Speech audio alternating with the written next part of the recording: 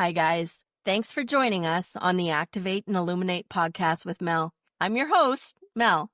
Together, we're going to be diving into some stories of ordinary people doing a little bit of extraordinary things. People who've maybe pushed their bodies, their mindsets, or maybe society's paradigms. So you're going to find yourself maybe wanting to laugh, cry, or even be inspired. We would invite you to share, like, and subscribe, to sign up for our newsletter as well on activateandilluminate.com. Now, just keep in mind that this information that you are going to hear is informational and educational for entertainment purposes only. This does not constitute professional advice of any kind. The views expressed are those of myself and guests only. Listeners are encouraged to seek professional and legal advice regarding their own situations. So, thank you for joining us. We appreciate your time, and thanks again for being here. Hello and welcome. Well, today we have Robin Linn, and we are so excited to have her on. You guys, I met this wonderful lady not too long ago, but we connected, and I knew when I heard her story that you would want to hear it too. So, Robin, welcome to the Activate and Illuminate podcast, and we can't wait to hear your story, hear a little bit about where you are now. Maybe we'll just go into, you sharing a little bit about your story and how it's brought you to where you are now. And I'll just let you take it away wherever you want to start from. Okay, well, thanks, Melanie. Yeah. So my story, where to start?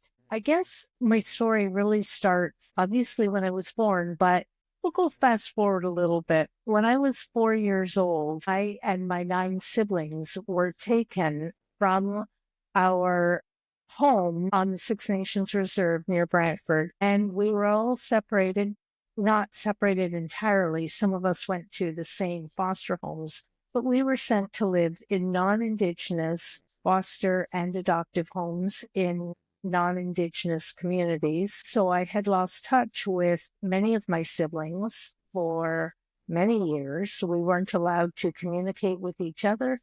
We weren't allowed to communicate with our birth parent. And it was called the Sixties Scoop. And it was a Canada-wide plan, I guess, for lack of a better word, that Indigenous children were taken from their homes, sometimes without even their parents even knowing they were being taken. Children could be scooped from their backyards while they were playing. So that was what happened to me and my siblings. We were at home and the cars pulled up and we were herded into these vehicles and we were taken away. So that's the short version of my story. I've been on a healing journey now for many years, dealing with the trauma that resulted from that. Yeah, and when we chatted, I had a, I know of the residential school system and I've heard of it, but like very seldom do we get to really understand it. And I mean, I don't understand it at all, but. And I would like to be clear that the residential school system was different than the 60s Scoop. Because I'm going to say probably the late 50s, early 60s, the residential schools were actually being shut down because the powers that be were actually coming to realize that they weren't in the best interest of the Indigenous children that went to them, and they were very expensive to run. So the residential schools were starting to be shut down at that point. But the schools were actually being used as child welfare facilities. So when I was, as I said, I was 4, when we were taken from my parents, there was apparently, my older sister told me, there was some discussion as to whether we would be sent to live at the residential school or whether we would be placed in foster and adoptive homes at that time. So it is, 60 Scoop is a completely different entity than residential schools. Okay. So the widespread fear that must have been in the community, knowing that this could happen at any time, and distrust of did they know that it could happen at any time, or did it just happen and then it was realized? It was, I was too young to know what the feeling in the community was, but I do know that when the residential school system was in place, for a while it was mandatory. Children had to be sent to the residential schools, or they would be placed, the parents would be placed in jail for not sending them. So it was very much a mandatory education system. By the time the 60 Scoop came along, it was, I don't know what the feel in the community was, but the social workers that were working for these child welfare agencies had the right. They were given the go-ahead to go onto reserves and literally scoop children from their families.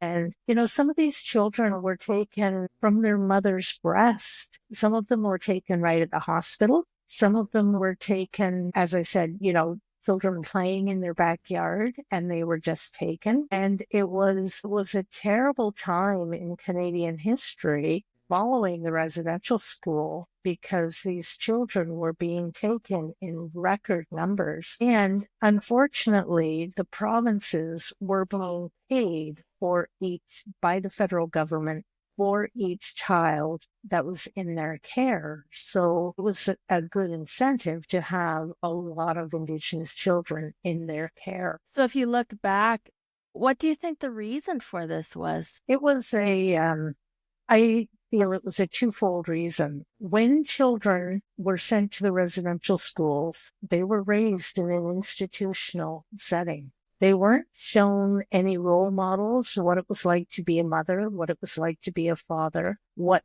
the whole demographic of a family would look like, and how families interacted with each other. So when these children got out of residential school, they had no idea. They had no idea how to be mothers. They had no idea how to be fathers. They had no idea how to be spouses to each other, because they had no role models in the residential school system. When they were released, quite often they couldn't even go back to their home communities because they'd lost their ability to communicate with their family members. And so, but there was also the whole stigma around the trauma they suffered. A lot of them didn't want to go back to their home communities because they were so ashamed and embarrassed about what happened to them. And you have to keep in mind, nobody was talking about the abuse at that time. They thought they were the only one.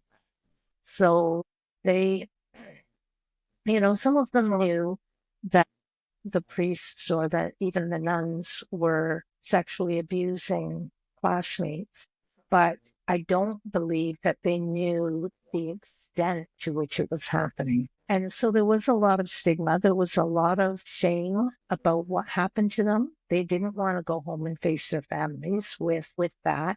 But the other thing that started happening was when they started having babies of their own, they raised their children in much the same manner that they themselves had been raised. And so there was abuse. There was physical abuse. There was sexual abuse. There was emotional abuse. And so the child welfare agencies latched on to that and started removing the children. Now, I have to say, not all of the children that were removed were experiencing these kinds of abuses. Some of them were well cared for, they were loved, they were happy in their homes. And so it was just an across the board removal. It didn't seem to matter whether they were well cared for and happy, or whether they really truly needed to be removed from their homes. Wow. Now, did this happen fully across Canada in every single province? Yes. And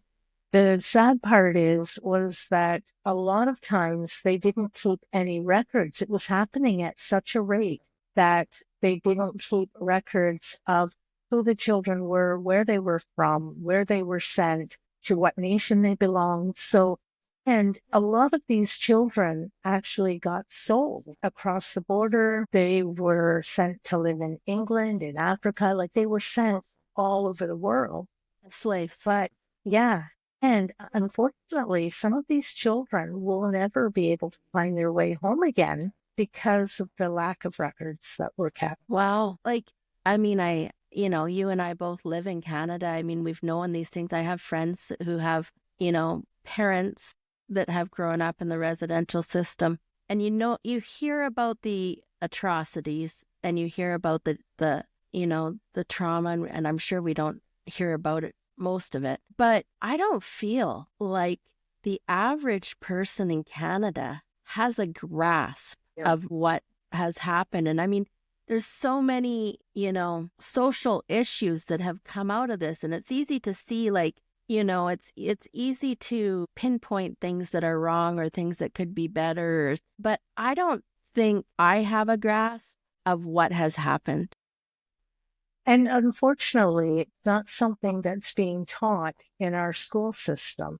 And, a lot of people have heard about the residential school system, but a lot of that was because of the burials that brought a light to the residential school system. But the whole thing that I would like to emphasize is that there is such a thing as intergenerational trauma. And so those children, the initial children who went to residential school, started abusing their own children. But then their own children also went to residential school. So it wasn't safe for them at home. It wasn't safe for them at school. When you're raising a child in an unsafe environment, they have to come up with some type of coping mechanism, whether it's to become an abuser, whether it's to depend on drugs or alcohol.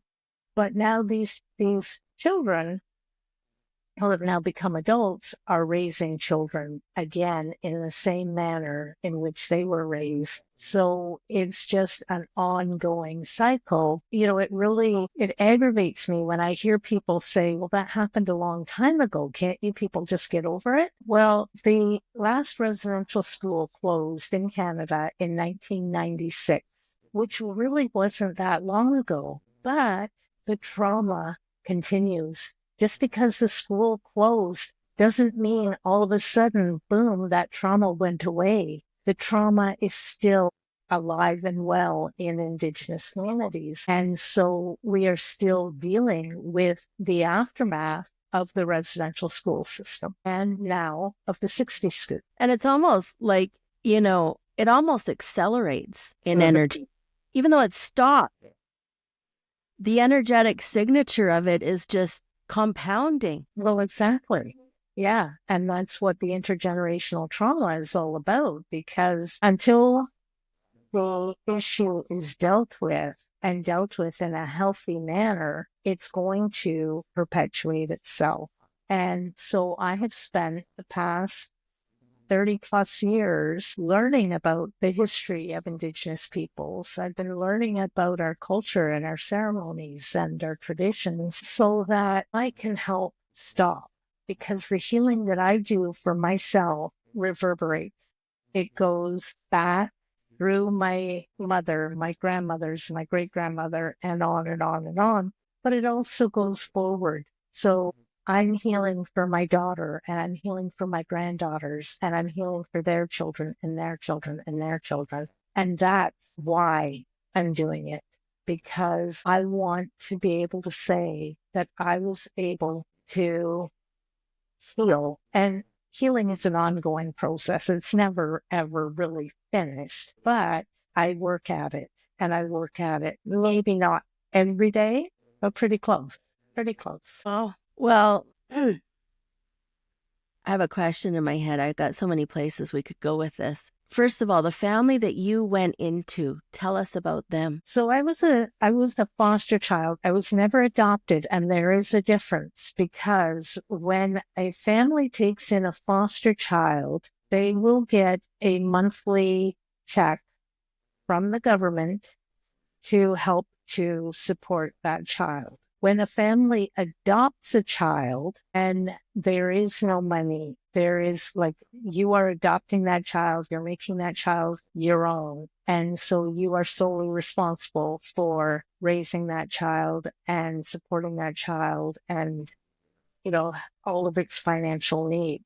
So I was placed in a foster home when I was 4 years old. I was lucky because I stayed in the same foster home until I had my own child at 17. A lot of children weren't so lucky. When I was placed in the foster home, I was never adopted. When I was placed in the foster home, two of my oldest siblings, sisters, were placed in the same home with me, but also two of my younger siblings, my two of my younger brothers were placed with me. So my foster family had three children of their own, three birth children of their own. So I went from a family of 5 to a family of 10, basically. Wow.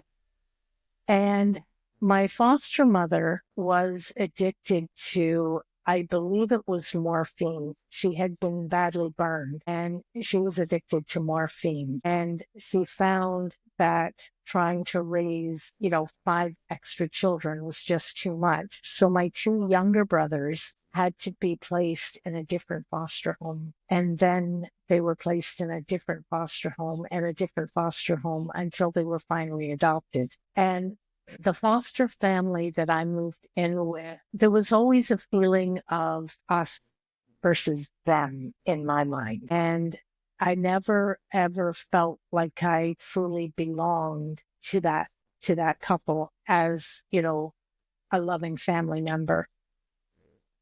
I later in life, as I started thinking about it, I really truly believe that they did it for the money. And, when you're getting a monthly stipend for 5 children and then eventually 3 children, that makes a difference to a family's income. It makes a difference to whether the mother can stay home and work or stay home from work, stay home in the home and not have to go out to work. So, it does make a difference that way. And, as much as I wish I could say that it was a very loving, happy childhood, I can't. I didn't ever feel that. I felt fear for most of my childhood growing up. My foster mother's emotions were very volatile. She was a very angry woman, and I never knew what was going to set her off. And so I often felt like I was walking on eggshells a lot of my growing up years. Well, and how did it work out for your brothers, your younger brothers? Not well. No. When they were finally, they don't talk about it. One suffers from social anxiety so badly that he can't even go out to work. The other one has some serious addiction issues. I know that there was in the foster homes before they were finally adopted, there was some really horrific abuses that they suffered. And, that has obviously affected them. Well, let's call it a policy standpoint, from a Canadian policy standpoint, what, in looking at what has happened and taking these children out of there, I mean, in my mind, the only reason for it could be to denounce culture, take people away from their, from their sovereignty, from their gifts, from their traditions, from their medicine, from their... Oh, absolutely. Yeah. And that was actually the goal of the residential school system. It was to take the Indian out of the child, which is why they took them out of the home. Because if they had stayed in the home, they still would have had that family influence. They still would have celebrated their ceremonies. They still would have had their traditions. There was so many, like their spirituality. But when you take a child out of a home and you place them in a residential school, they have no interaction with any of that. They separated siblings from each other. So if a boy and his sister were sent to the same residential school, they weren't allowed to talk to each other because the boys were segregated from the girls. They weren't allowed to speak their own language. Quite often, you hear stories of extreme punishment. I read one story when I was in school about a child having a needle stuck through their tongue because they were caught speaking their own language. When families would come to visit, the staff of the school would stand outside the door to listen whether any of the Indigenous languages were being spoken, and the child would be punished after the parents left if that was the case. You have to keep in mind that some of these parents didn't speak English. So, of course, the only way to communicate with their child was through their native language. Wow. So we connected recently in Arizona at an event, and you shared a little bit of your story, and you also shared that you're in the process of writing a book and finishing a book. Yes. And tell me about that process and what that has been for you. It has been very cathartic, I have to say. So I'm actually in the process of editing. The first book I did, I wrote very, very much from a victim perspective. For me, this is what happened to me, and this is what happened to me. And partly through it, I realized that that is not what people hear. We're all victims of life. We've all got our stories, and there's nobody that has a better story or a worse story. We all have our stories, and that's just the way it is. That's just what life is. So I realized what I really need to focus on was the healing and how I healed and the various steps that I took to. And as I said, healing is an ongoing process. So you can't say there's the finish line, I'm almost there. No, like it's an ongoing process. But I decided that I needed to share how I was healing. And one of the very, very first things, are you okay with me telling this? Yeah, 100%. Okay. I want to hear it. So one of the very first things that I learned was that I didn't love myself. And I never even thought about that. It never even occurred to me. And I had been with my daughter. She was about 18 at the time. And we were at a Reiki class. And on the way home from the Reiki class, we had all done Reiki on each other. And on the way home from the Reiki class, she said, Mom, you have to learn to love yourself. She says you have to deal with some trauma that you've experienced in the past, and you have to learn to love yourself. And I'm thinking, my God, she's right. I don't love myself. But how am I going to learn how to love myself? How do you do that? Like, I had no idea. Nobody in my mind loved me. So how could I love myself? Like, I knew my daughter loved me, but as far as parental figures, I didn't feel that love. And so my big question was, how do I do this? And it took me a long time. It took me a lot of inner child work. It took me to reading as many self-help books as I could to try and figure out how I could learn to love myself. And one of the books that I read was by Louise Hay. And I can't remember the name of the book right now, but in it, she talks about doing an exercise with the mirror. When you look into the mirror and you say, I love you. And you just keep doing that every day. And it was very uncomfortable, extremely uncomfortable for me to do that. But I kept doing it and I kept doing it. But in the meantime, I'm also doing some inner child work, and I'm mostly inner child work at that point. And one day I did it. I looked in the mirror and I said, Robin, I love you. And I realized it was true. And I cried. Like, I broke down and I cried. I was so happy when I realized that was true. And, it's, as I said, it felt corny. It felt very uncomfortable, but it worked. So thank you, Louise Hay, wherever you are now, because that was, and I'm pretty sure it wasn't just that. It was also the inner child work that I was doing at the time.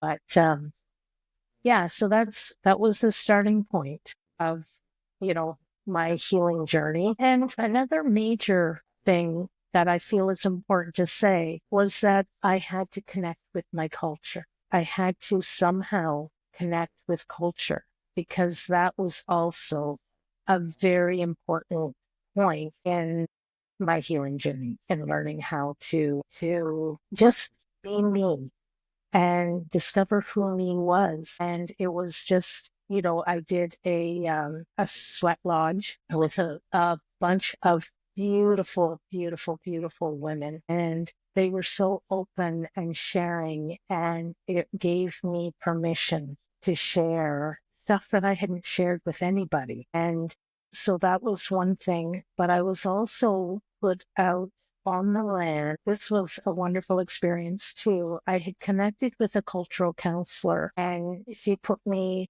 on a fast out on the land. And it was at a place where I was guaranteed that nobody was going to interrupt me. That's not to say that there wouldn't have been animals that may have come to visit me, but there was no people there. And it was just me on the land for 3 days. And it was beautiful. It was a beautiful experience as well. So also connecting with my creativity from a cultural perspective. So I do beading work. I do pottery with Indigenous themed designs on it. And that also helped. And I also do some leatherworking. I made my daughter a beaded drum bag for Christmas. And so it's things like that that really help on the healing journey as well. So what do you think is first of all, I just have to say that's beautiful, because I mean, just imagine a world if everybody loved themselves. Yes, Like, absolutely. what a different world we would have if Yes. everybody had the tools, regardless of their circumstance, regardless of their upbringing, to learn how to love themselves. And it is the most important thing anybody can do for themselves. The most important. We were just at this event in Arizona, and one of the things that I'll just tell the listeners, if you're okay with it, what event it was. Sure. So we were at a Greg Braden, Bruce Lipton, Dr. Sue Porter, and Anita Morjani event. And in listening to the science of the resonance of fear and love and what it actually means, and how far love goes out and how far fear goes out and all the rest of it, and just what it actually does from a science perspective in your body. Yeah. It's just fascinating to me. So what do you see the answer? Like, what do you see? I mean, it's such a complex situation of now, what do we do? How do we move forward? I think a lot of what we see in different Native communities is, and I'm just going to say this from my perspective, and I might be completely, not understanding anything and out of line, but I liken, I was just actually listening just the other day to, they were talking about when a government provides resources for people lose their sovereignty. And as I was listening to that, I mean, I know so many of the compensation and different things that have happened, and I don't think there's, how do you even compensate for something like this? You can't. But what do you think the answer is? Because, from my perspective, that is not necessarily in touch with the situation at all, I look at a lot of resources being given and offered, and actually taking people out of their personal accountability and their sovereignty.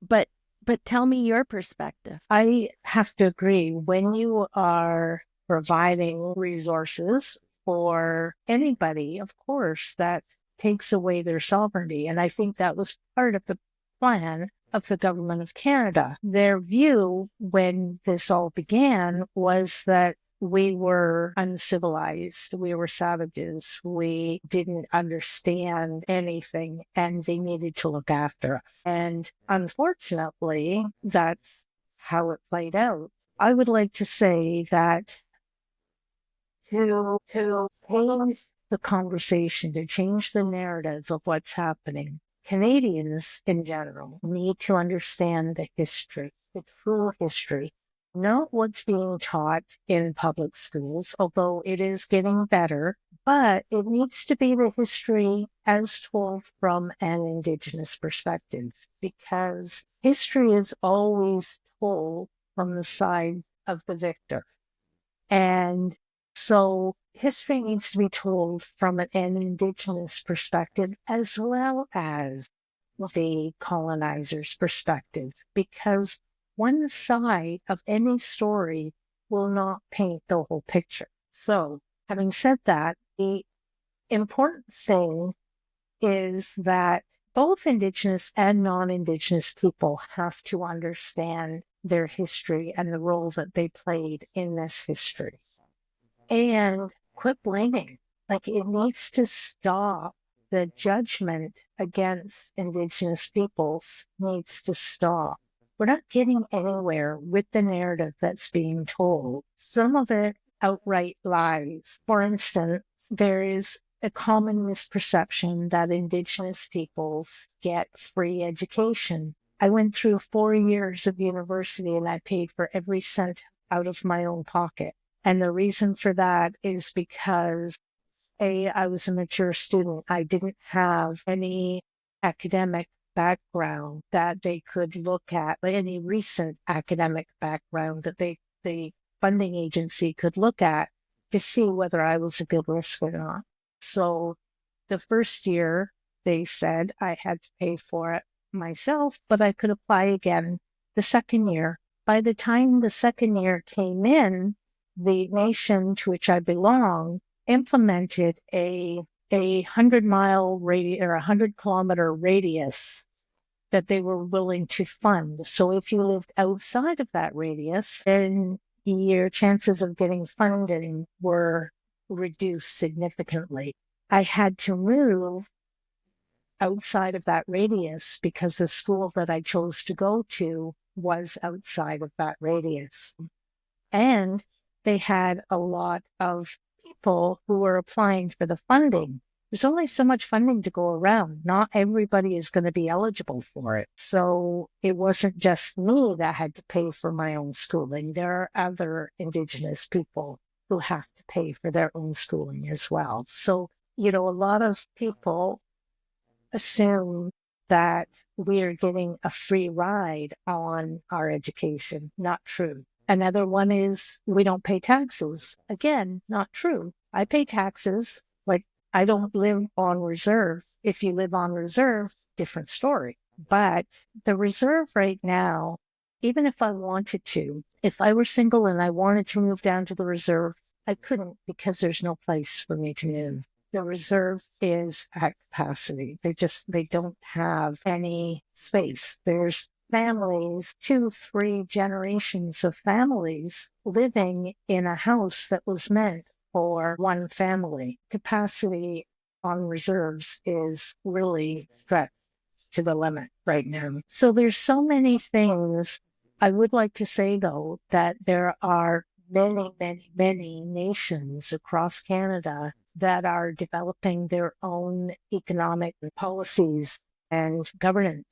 So they are developing their economic,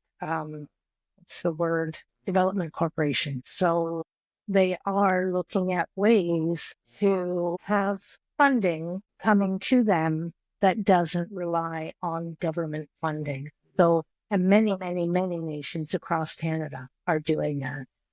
Mm-hmm. So there is a strong push right now for Indigenous nations to reclaim their sovereignty.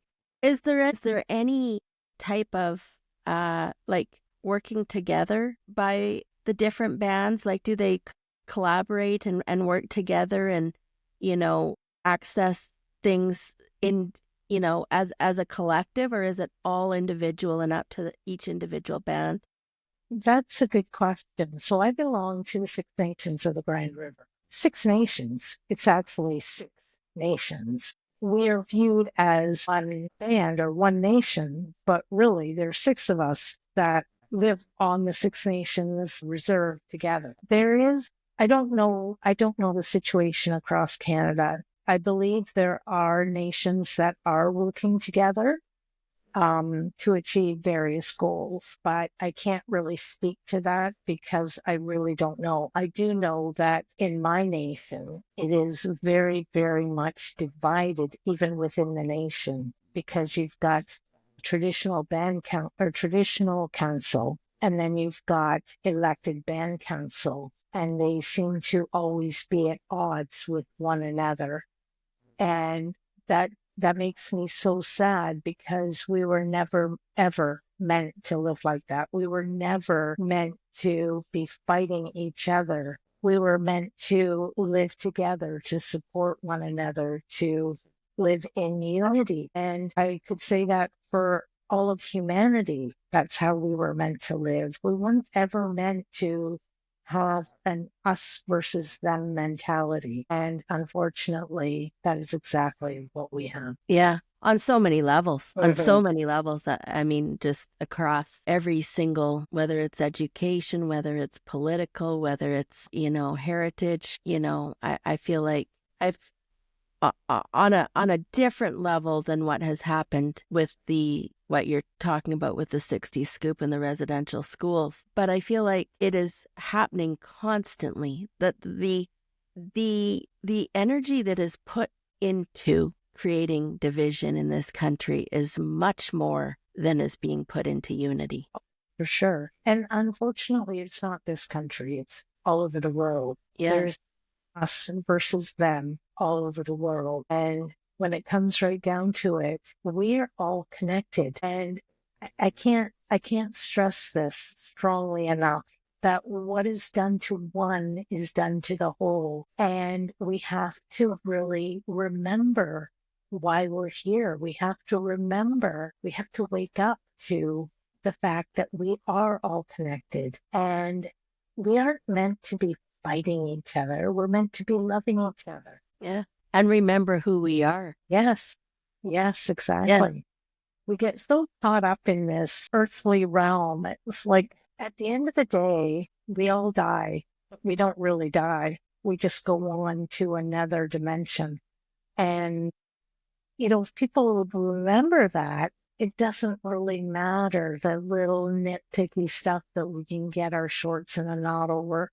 That doesn't matter. It's the love you leave behind that matters. Yeah, true. So tell us about this book, because now let's just preface this by saying, can I share a little bit about what you've shared with me so far? Yes, absolutely. So Robin has shared with me that she has written this book, and it's in maybe the final completion stages, but it's not yet published, and that you are indeed looking for a publisher. So we'll just throw that out there in case a lovely publisher happens your way to hear this story and that could help out with that. So you were not wanting to self-publish. We'll just throw that out there. Now tell us sorry, go ahead. What were you going to say? Okay, so I was going to say, the book, it does have a little bit of historical background. It does tell a little bit of my story and, some of the experiences that I've had from which I've needed to heal. But it's more about the healing aspect of it, because we have all heard, I don't want to say a million sob stories, but as I was saying earlier, everybody has a story. And my story isn't worse. It isn't better. It's just a story. And that's not what the focus of the book is. The focus of the book is, how did I become, going from a child of 4 years old who was afraid to walk into her house at the end of the day because she wasn't sure what mood her foster mother was going to be in, to being, I have to tell you a story. Yeah. I had a business partner at one point, and one of the things that she said to me was, "Robin, you never talk." And that hit me like a thunderbolt. And I realized she was right. And one of my coping mechanisms, one of my strategies, was that if I don't say anything, I'm not drawing attention to myself, and nobody can use anything I say against me in the future. Because that was one of the things my foster mother would do. Or she would eavesdrop on a phone conversation and then berate me about the conversation. I was like 12 years old, teenage girl stuff. Like, it wasn't life-threatening. It wasn't anything that should have caused me anxiety. But all of these instances caused me anxiety as I was going out into the world and, becoming an adult. And so when I was, say, in a social situation, I would sit at the edge of a conversation. I wouldn't actually participate in the conversation. And so I never offered my opinion. I never shared anything about myself. And so when she said, "You never talk," I thought, my God, she is right. I don't. And it was all part of that fear of what I was saying would be used against me at some point. And it occurred to me that was a coping mechanism that I had adopted as I was growing up, because I would kind of blend into the background. I would try to make myself invisible, because that way nobody could yell at me for something I'd done. Nobody could, punish me for anything. And so one of the things that I had to learn how to do was to be able to start sharing about myself with others. So when we were in Arizona, it was, "Okay, Robin, you're going to go. You're just going to be yourself. You're going to say what you feel like you need to say and let the chips fall where they may." So this is still an ongoing, it's an awareness that I have, that I can't just fall back on my time-honored coping mechanisms because they don't work anymore. And that was one of the things that I learned through my healing journey, was that those coping mechanisms that we develop as small children or as adolescents don't always work forever. You have to overcome them. You have to develop new coping mechanisms or just let go of those coping mechanisms. I'm sorry, I got lost on what I was saying or what the Yeah. question was. No, there's no question. I mean, this is just, and if I was to reflect on my experience of you, we're connecting and having this conversation because you were able to transcend that moment where you spoke up in a conversation where some of, these topics were being talked about, and you said, like, listen, like, you guys, sometimes there's another perspective. And had you not done that, we never would have been having this conversation. Right. So yeah, and yeah, your voice matters. Your voice is important. And I think your story and your book, and I'm in all transparency, I don't know the name of it. I haven't read it. I don't know anything about it, but I do know that just from what I've heard from you is that it will, and I love the perspective that you are coming from. You're sharing your story, and of course there's pain and there's different things in there, but you're coming from the perspective of healing and moving forward with love. Yes. And forgiveness is key. Like, I held a great deal of resentment towards my mother for a long time. And one day we sat down and we had a heart-to-heart talk, and she shared her story with me, my birth mother. And she shared her story with me, and I felt so much compassion for this woman. Like, I thought, how could I have ever judged this beautiful soul? Like, she survived horrific things in her life. And I realized when I went to university that she didn't stand a chance. Her mother and her mother's mother, and probably beyond that, were victims of the residential school system. So they didn't know how to be mothers. They couldn't teach her how to be a mother. So my mother started having babies at 15 years old. How the hell would she ever have learned to be a mother? She couldn't. She couldn't have learned, because the situation that she grew up in was horrific. And there was no loving. There was no cuddles. There was no embracing. There was no bedtime stories. There was no anything that a child needs to be nurtured in the household that she grew up in. So how could I have expected that from her when she didn't even know how to do it herself? So I felt a great deal of compassion and was able to forgive her. Like there was nothing to forgive, actually. Like there was just absolutely nothing to forgive. But forgiveness is very, very much part of the healing process. I did have to find forgiveness for my foster mother, and that was a little more difficult, but I did it.